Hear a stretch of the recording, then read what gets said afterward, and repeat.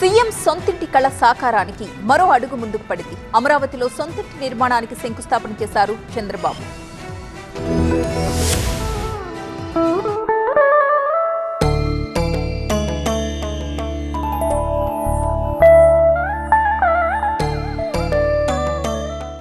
AP రాజధాని అమరావతిలో తన ఇంటి నిర్మాణ పనులకు శంకుస్థాపన చేశారు సీఎం చంద్రబాబు. కుటుంబ సమేతంగా పూజా కార్యక్రమంలో పాల్గొన్నారు.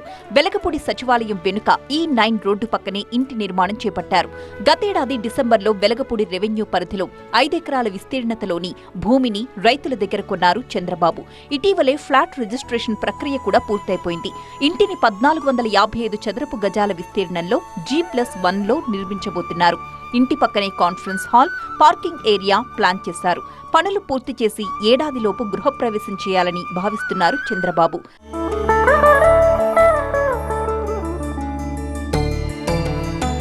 అమరావతిలో చంద్రబాబు ఇళ్లు కట్టుకోవడం ఎంతో సంతోషంగా ఉందంటున్నారు అక్కడి రైతులు.